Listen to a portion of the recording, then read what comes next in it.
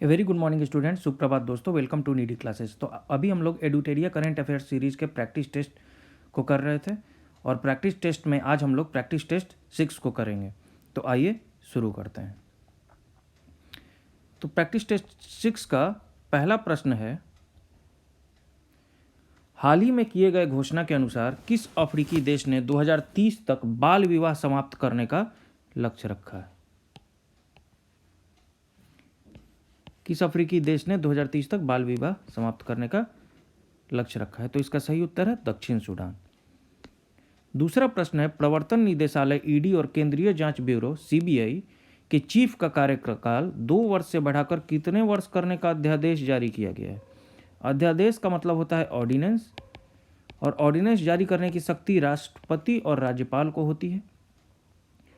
राष्ट्रपति जो है वो आर्टिकल 123 के तहत अध्यादेश जारी कर सकता है और राज्यपाल आर्टिकल 213 के तहत अध्यादेश जारी कर सकता है। तो ये भी कुछ एक्स्ट्रा फैक्ट्स हो गए। प्रवर्तन निदेशालय ईडी को कहते हैं, केंद्रीय जांच ब्यूरो सीबीआई को कहते हैं। तो 2 वर्ष इनका कार्यकाल था, इनको बढ़ाकर अब 5 वर्ष करने का अध्यादेश जारी किया गया है। किस मेट्रो को आवास और शहरी कार्य मंत्रालय द्वारा सर्वश्रेष्ठ यात्री सेवा और यात्री संतुष्टि के लिए सर्वश्रेष्ठ मेट्रो का पुरस्कार दिया गया है? तो इसका सही उत्तर है दिल्ली मेट्रो। अभी हाल ही में उत्तराखंड के किस उत्पाद को जीआई टैग दिया गया है? तो इसका सही उत्तर है ऑप्शन ए, कुमायूं का चिवड़ा तेल एक है, उसको सर्वश्रेष्ठ उत्पाद के लिए जीआई टैग दिया गया है। मिस्र में आयोजित विश्व किक बॉक्सिंग चैंपियनशिप अंडर 14 में किस भारतीय ने पदक जीता है? तो इसका सही उत्तर है ऑप्शन ए, तजामुल इस्लाम ने। छठा प्रश्न है, निम्नलिखित में से किस मंत्रालय द्वारा संभव जागरूकता कार्यक्रम की शुरुआत की गई है? तो इसका सही उत्तर है ऑप्शन सी, एमएसएमई मंत्रालय। अब एमएसएमई का फुल फॉर्म क्या है? Micro small medium enterprise. ठीक है, सूक्ष्म लघु और मध्यम उद्योग, एमएसएमई जो है। ठीक है, हाल ही में किस देश ने अपना पहला स्वदेशी रूप से विकसित रॉकेट नूरी का सफल परीक्षण किया है? तो इसका सही उत्तर है ऑप्शन डी, दक्षिण कोरिया। प्रश्न 8 पे आ जाते हैं हम लोग। अक्टूबर 2021 में मालदीव में आयोजित सैफ चैंपियनशिप, अब सैफ चैंपियनशिप जो है वो किससे रिलेटेड है, ये आप लोग कमेंट सेक्शन में जरूर बताइएगा। तो इसका खिताब जो है किस देश ने जीता? मालदीव में आयोजन हुआ था इसका। तो इसका सही उत्तर है ऑप्शन ए, भारत ने जीता। नीति आयोग द्वारा जारी सतत विकास लक्ष्य सूचकांक 2020-21 की रिपोर्ट में प्रथम स्थान किस राज्य को प्राप्त हुआ? तो इसका सही उत्तर है ऑप्शन बी, केरल। भारत का पहला राज्य जो इथेनॉल प्रोडक्शन प्रमोशन पॉलिसी 2021 को अपनाने की घोषणा की है, इसका सही उत्तर है बिहार। तो बीपीएससी के लिए ये वीवीआई प्रश्न हो गया, वेरी वेरी इंपॉर्टेंट प्रश्न। भारत की पहली हरित ऊर्जा अभिसरण परियोजना किस राज्य में स्थापित की जाएगी? तो इसका सही उत्तर है गोवा। गोवा में पहली हरित ऊर्जा अभिसरण परियोजना स्थापित की जाएगी। 28 जुलाई 2021 को विश्व भर में मनाए गए विश्व हेपेटाइटिस दिवस। तो विश्व हेपेटाइटिस दिवस किस दिन मनाया जाता है? 28 जुलाई को। तो उसका थीम क्या था? तो उसका थीम था hepatitis can not wait, option C. 28 जुलाई विश्व हेपेटाइटिस डे और थीम है हेपेटाइटिस कैन नॉट वेट। 13वां प्रश्न है, किस शहर में 3 दिवसीय राष्ट्र रक्षा समर्पण पर्व, 3 दिवसीय राष्ट्र रक्षा समर्पण पर्व का आयोजन किया गया, जिसका उद्घाटन रक्षा मंत्री राजनाथ सिंह ने किया? तो इसका सही उत्तर है झांसी। FIDE शतरंज विश्व कप 2021 के विजेता कौन है? तो इसका सही उत्तर है option A, Jain Christophe DUDA. इन्होंने FIDE शतरंज विश्व कप 2021 जीता है। अभी हाल ही में प्रकाशित पुस्तक टिएनमन स्क्वायर का लेखक कौन है? तो इसके लेखक हैं विजय केशव गोखले। अच्छा, ये आपका जो टिएनमन स्क्वायर है ये चीन में है, चाइना में है, और इसमें एक घटना घटी थी जहां बहुत सारे चाइना के स्टूडेंट्स ने वहां स्ट्राइक किया था और फिर वहां सरकार द्वारा उन लोगों की बहुत निर्मम हत्या ही कहा जाएगा उसको, हत्या कर दी गई थी। तो तियानमन स्क्वायर इसके लेखक हैं विजय केशव गोखले। अगला प्रश्न हम लोग देखेंगे, कांस फिल्म फेस्टिवल के में सर्वश्रेष्ठ डॉक्यूमेंट्री हेतु गोल्डन आई पुरस्कार के विजेता कौन है? तो इसका सही उत्तर है पायल कपाड़िया। इंस्टाग्राम पर 150 मिलियन फॉलोअर्स पूरे करने वाले पहले भारतीय और पहले एशियाई कौन है?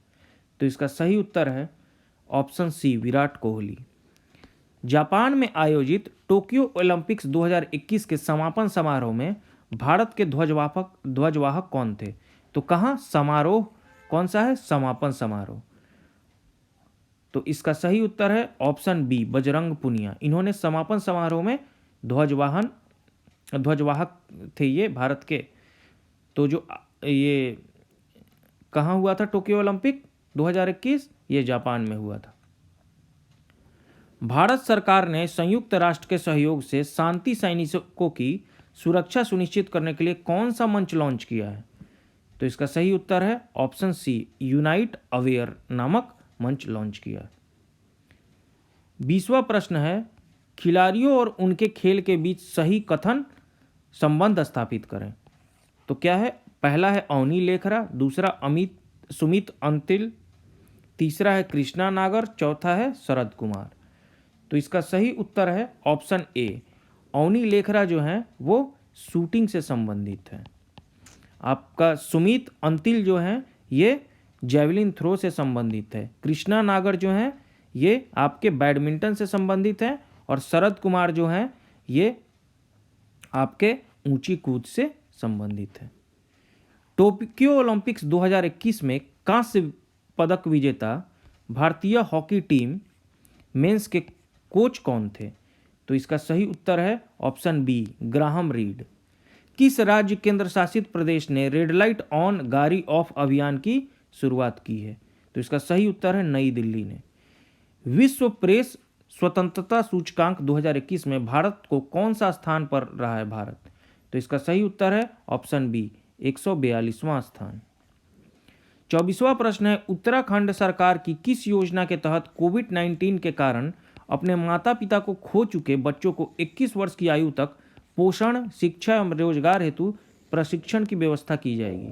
तो इसका सही उत्तर है वात्सल्य योजना। सर्वोच्च न्यायालय ने आर्टिफिशियल इंटेलिजेंस पर आधारित अनुसंधान में न्यायाधीशों की सहायता हेतु कौन सा पोर्टल लॉन्च किया? तो इसका सही उत्तर है ऑप्शन सी, सुपेश पोर्टल।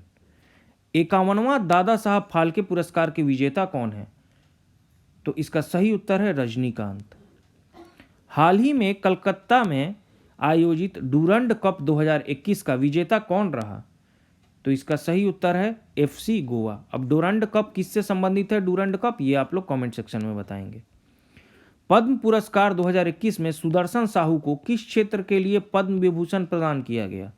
तो इसका सही उत्तर है ऑप्शन बी, मूर्तिकला।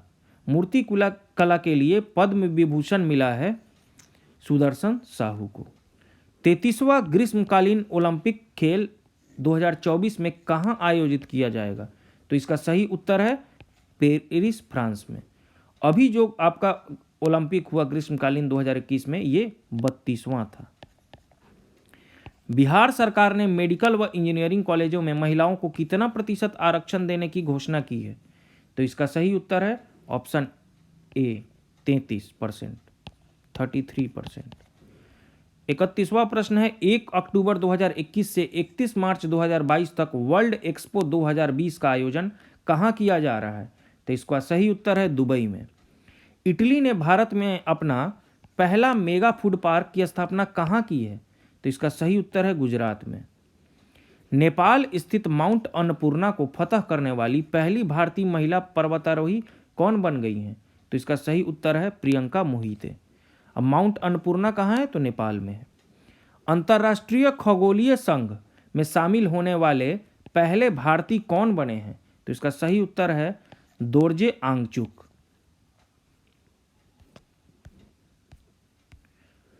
35वां प्रश्न है, क्यूएस एशिया यूनिवर्सिटी रैंकिंग 2022 के संबंध में कौन सा कथन सत्य है? पहला कथन, इस रैंकिंग में राष्ट्रीय विश्वविद्यालय सिंगापुर को प्रथम स्थान मिला, आईआईटी मुंबई को 42वां स्थान प्राप्त हुआ, 7 भारतीय विश्वविद्यालयों को शीर्ष 100 में जगह मिली। तो इसका सही उत्तर है ऑप्शन डी, तीनों कथन सही है। देश का पहला वातानुकूलित रेलवे टर्मिनल बेंगलुरु में बनाया गया, पहला है ये, इसका नाम किसके नाम पर रखा गया है? तो इसका सही उत्तर है option C, M Visvesvaraya. Britain द्वारा वर्चुअल रूप से आयोजित 47वें G7 शिखर सम्मेलन का थीम क्या था? तो इसका थीम था build back better. Democratic Republic of Congo ने अपने देश को किस बीमारी के प्रकोप से मुक्त होने की घोषणा की है? तो इसका सही उत्तर है इबोला। यूएई ने अपने अंतरिक्ष मिशन के लिए किस पहली महिला अंतरिक्ष यात्री के नाम की घोषणा की है? तो इसका सही उत्तर है नौरा अल मतरोसी। ईस्ट कोस्ट रेलवे जोन द्वारा किस शहर में कचरे से ऊर्जा उत्पादन करने वाले देश के पहले सरकारी संयंत्र की स्थापना की गई? तो इसका सही उत्तर है ऑप्शन डी, भुवनेश्वर। महात्मा गांधी की 152वीं जयंती पर 2 अक्टूबर 2021 को खादी से बना दुनिया का सबसे बड़ा राष्ट्रीय ध्वज कहाँ फहराया गया? तो इसका सही उत्तर है ऑप्शन सी, लद्दाख में। भारतीय नौसेना ने कोविड-19 महामारी से निपटने हेतु अन्य देशों से ऑक्सीजन एवं आवश्यक वस्तुओं को तेजी से लाने हेतु कौन सा अभियान चलाया था? तो इसका सही उत्तर है ऑप्शन बी, ऑपरेशन समुद्र सेतु सेकेंड। एक ऑपरेशन समुद्र सेतु फर्स्ट भी था, वो किस लिए था ये आप लोग कमेंट सेक्शन में बताएंगे। भारतीय नौसेना ने किस पहले विध्वंसक पोत को सेवा मुक्त कर दिया है? तो इसका सही उत्तर है ऑप्शन ए, INS राजपूत, ये अब सेवा मुक्त हो गया है। केटू के शिखर पर पहुंचने वाला दुनिया का सबसे युवा पर्वतारोही कौन बने हैं? तो इसका उत्तर है सहरोज कासिफ, ऑप्शन सी। निम्नलिखित में से किसे तेंजिंग नोर्गे राष्ट्रीय साहसिक पुरस्कार 2020 प्रदान किया गया? तो इसका सही उत्तर है option A, Priyanka Mohite, mount Annapurna पे फतह करने के कारण। बिहार का पहला राजकीय पक्षी महोत्सव कलरव का आयोजन कहाँ किया गया? तो ये बिहार से रिलेटेड प्रश्न हो गया। इसका सही उत्तर है ऑप्शन बी, जमुई। तो इसलिए ये VVI है, BPSC के लिए भी और बिहार से रिलेटेड जितने एग्जाम हैं। एशिया का नोबेल कहे जाने वाले रमन मैग्सेसे पुरस्कार 2021 के विजेता कौन है? तो इसका सही उत्तर है ऑप्शन डी, 1 और 2। कौन कौन है? मोहम्मद अमजद साकिब और फिर ये डॉक्टर फिरदौसी कादरी।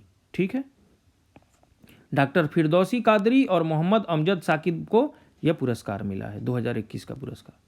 ट्यूनीशिया की पहली महिला प्रधानमंत्री के रूप में किसे नियुक्त किया गया है? तो इसका सही उत्तर है ऑप्शन डी, नजला बौदेंत रामधाने। अब ट्यूनीशिया की हैं तो इनको नजला हो रहा है, नजला बौदेंते रामधाने। 21वां संघाई सहयोग शिखर सम्मेलन जो SCO है, संघाई कोऑपरेशन ऑर्गेनाइजेशन 2021 का जो समिट होता है, ये 21वां किस देश में आयोजित किया गया? तो इसका सही उत्तर है तजाकिस्तान। महात्मा गांधी अंतर्राष्ट्रीय 2021 पुरस्कार के विजेता कौन है? मेधा पाटकर भारत, राजेंद्र सिंह भारत, मारित निवाक नॉर्वे, सुमेध सत्यार्थी भारत।